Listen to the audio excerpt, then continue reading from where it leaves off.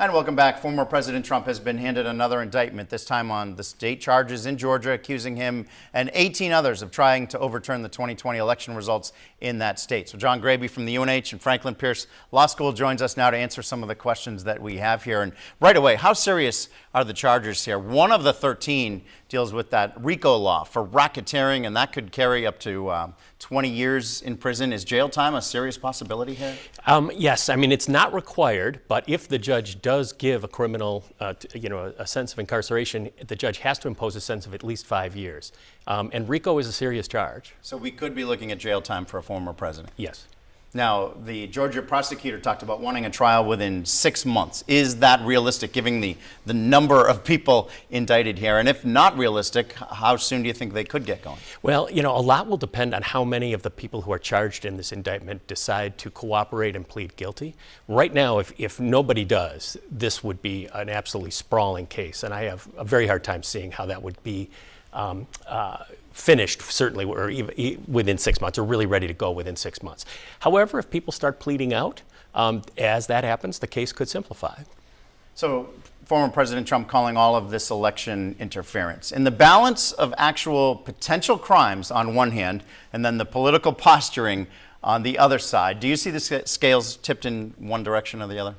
I think obviously both are at play, but I think I come back to the D.C.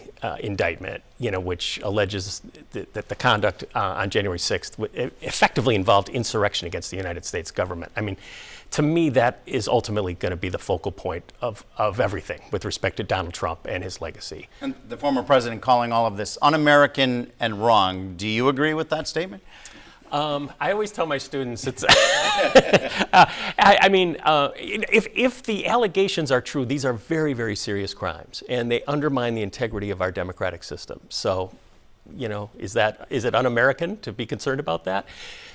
But different people have different senses of what happened, and people get their information from different sources, and it takes them to different conclusions. Before we let you go, 4 different indictments here. Well, actually, we have some more time. I thought we were wrapping up. Let me go to something different. I'll circle back. So the vision of a former American president in prison clothes. What a spectacle, right? Do you think that judges would avoid that potentially by giving him probation or home confinement? I mean, potentially, yes. I mean, prison should really be reserved for people who are dangerous, and the question is, how dangerous would he be if he were left out of prison?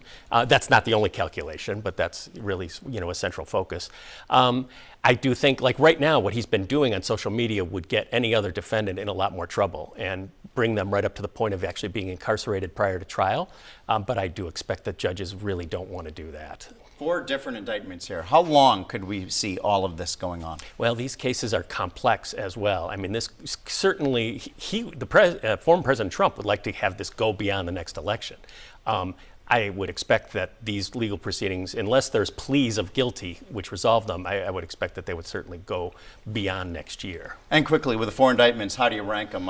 Is this one as serious as the others? This one, especially count 1 of this one, the RICO count, because it actually takes you into other states as well, because some of the allegations involve conduct done in other states. And then you said the January 6th one, right, with them? Yeah, that's a really big one in my mind. Professor Graby, thank you so much. Sure, happy to be here.